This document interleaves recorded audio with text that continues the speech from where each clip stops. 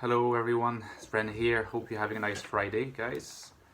Just to remind you that if you're interested in getting my book, the link is available down below. If you like Dostoevsky, Kafka, Camus, and all these great writers, Hess as well, and want to support a fellow INFJ, consider buying my psychological novel.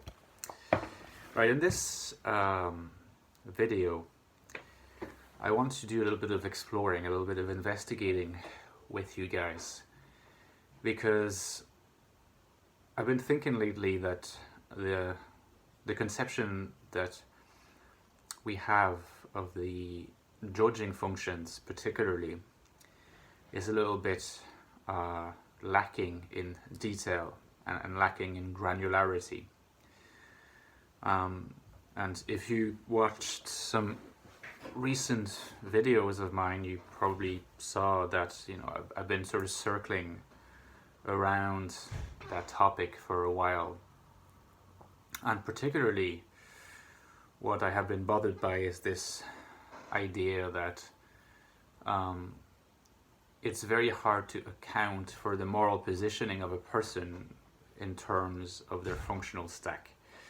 Now you could say, like I would assume a lot of people would say, that the functional stack accounts for part of the moral positioning of a person, besides other factors that may be more important or of equal importance, such as education, culture, where you were born, just environmental conditioning of all sorts. And I used to think that, but I don't really think that anymore. And the reason why I don't really think that anymore is because if the function stack was able to account for at least a part of a person's positioning, well, then at least we should be able to predict that part. Not the whole, but at least a part. But it seems to me that that's kind of a hopeless enterprise, really.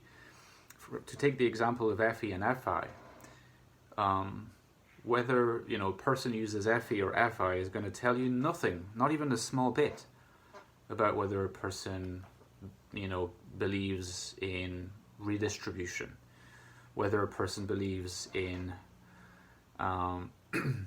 whether helping the needy should be done through private enterprise and charity, or mostly through state-based tax and redistribution. It won't tell you anything about whether a person will be in support of capital punishment or not. Won't tell you anything about a person's beliefs in human rights or any other thing. These are big topics, but beliefs can also, moral beliefs can apply to smaller events and things. And really, when you think of it, whether a person's FE or FI doesn't really tell you anything about that. And that's an issue, because for me, what it suggests in the process of forming a moral judgment, there's lots of different types of judgments, but let's talk about moral judgments here. In this domain of forming moral judgments, if we stick to our traditional conception of moral judgments and of the cognitive functions, then it would seem that neither FI nor FE can help us to predict, or at least to better grasp, better understand a person's choice of moral positioning. So one option is, of course, to say the model doesn't look at that and we can just leave that aside. The model explains other things, it doesn't explain that. But in a way, it's conceding defeat in a certain sense, because, like I said, a lot of people would assume that the model, its attraction is that it can help us investigate and understand better these complicated issues. Another option is to try to reinterpret, rethink, or maybe rediscover the complexities of the cognitive functions pertaining to judgments. So maybe here I'll focus mostly on FI and FE.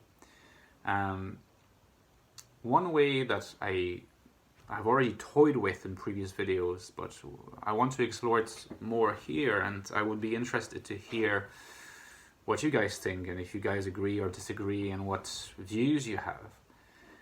Now, one idea that I've been toying with, like I said, is that we can get a better sense of what role the functions play, judging functions play, in a person's moral positioning if we develop a finer understanding, a finer definition of what judgment as such is. Because imagine that a person takes a stance against the death penalty, okay? And some states, in a lot of nations in Europe, for example, most people would. But we know that in some states, such as certain states in the United States, it's quite likely that most people would not. Now, there's not, more FE users and more FI users in either place. So far, that doesn't really help us. But when you think of it, taking the defense, let's say, taking the defense of the death penalty is not just a judgment in the sense that you say, oh yeah, the death penalty should be in place and we should defend that. We should make sure it remains in our institutions. Now that's a judgment in a very broad, in a very coarse sense. But if you look a bit more closely, what you notice is that the judgment is divided into two processes. Now, I think that what we could call these two processes are the deliberation against held beliefs, first of all, and second of all, the justification of the position. So the judgment is really those two things together. So someone who decides, that they take a stance in favor of the death penalty, they don't just unthinkingly say, it's not like nothing happens and they just say, yeah, I defend the concept of the death penalty and the practice of it. The first thing that will happen is that they will have a form. Maybe that could happen very quickly, that could happen deliberately, unintentionally, that could happen unconsciously. It can happen automatically for beliefs that are very strong in a person, beliefs that are so strong that the person may not question them anymore, just take them as a matter of course, but they actually remain beliefs. So there's this process of internal deliberation against held beliefs. So in this case, the belief that, for instance, capital punishments, death penalty, is an efficiently dissuasive method. The belief that the death penalty is more cost effective because prisoners, don't need to be sustained for 30, 40 years in prison. Another belief that we hear sometimes is that the death penalty is actually the acknowledgement of the full range of a human being's humanity because it holds them responsible for their actions, instead of considering that their actions are always the consequence of they're being manipulated and modeled by state institutions, by norms around them, by what's happening around them, and not by their own responsibility. So there's three different beliefs. They all play a role in the judgment that's going to be made. So there's deliberation against these beliefs. These beliefs then lead to the judgments as taken and as spoken. But when the judgment is spoken, it does not just come in the form of a sentence that just says, I defend it, I support it. There's also a justification. I support it because X, Y, and Z. And X, Y, and Z will tend to be an explanation of the defense of the position in terms of the previously held beliefs that have been consulted and kind of gave them the green light to make the judgments that's actually uttered.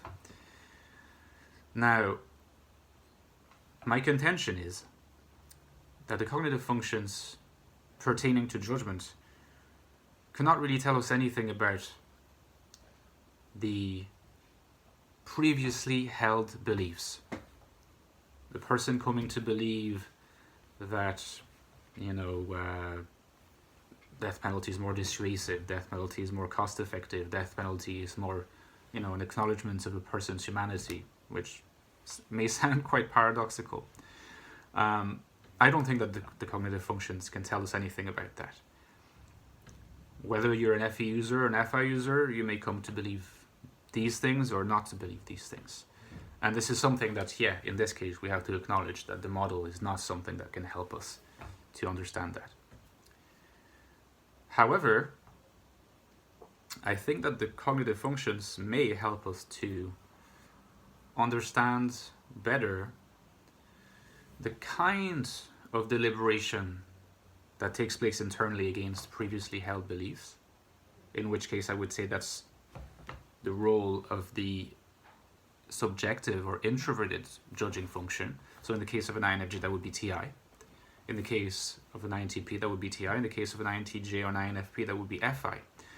And so that the way in which these types go through the process of internal deliberation against previously held beliefs has a different form. I'm not going to go into that form now. Depending on how you guys react to this, I might try to explore this a bit more. But it would make the video a bit too long, so I won't do it now. However, I do think that there is an FI approach, an FI form of consultation and deliberation between existing beliefs, and a TI form of them. So that's for the deliberation part, the internal deliberation part, the subjective introverted part. Now in terms of the extroverted part, in terms of the objective part, as we misleadingly call it a lot of the time, my contention is that the judging functions, and in this case the extroverted judging functions, in the case of an INFJ FE, in the case of an INTJ TE, play a role in defining the form of the justification of the judgment that came forth following internal deliberation against previously held beliefs through either TI or FI. Now, the judgment is made, but part of it being made and pronounced into an utterance is to justify it. And I think that's where the justification, which is sometimes implicit in the very judgment itself, is colored by a structuring in terms of either extroverted feeling or either extroverted thinking. If it is colored by extroverted thinking, it will be a certain way. If it is colored by extroverted feeling, it will be another way. Now, I'm familiar with the process of extroverted feeling because that's what I do. And in that case, what typically happens, and we'll see if INFJs, ENFJs, and other FE users relate to that, is that the justification of the judgment is made in terms of how the judgment fits within a larger universal system. It's justified in terms of its, universal use. It's not made personal. It doesn't sound personal. The justification is not personal. Now, the internal deliberation could be very personal, but the way in which it is justified is by reference to those universal values, those universal uses. And in the case of an FI user, it would be much more personal, much more individual, and not universal like that in its justification. So here you see there is this basic difference between, on the one hand, the process of internal deliberation against previously held beliefs, governed in its structure by either introverted feeling or introverted thinking. And on the other hand, the outer side of the judgment and its justification, whose structure will be governed by either extroverted thinking or extroverted feeling. And what I like about that result is that the use of the functions in that broad picture is clear. We have found a way of making use of them and of saying they can help us predict certain patterns of behavior. But let me know what you think, because This is a very exploratory mode right now. All right, enjoy your weekend. See you soon.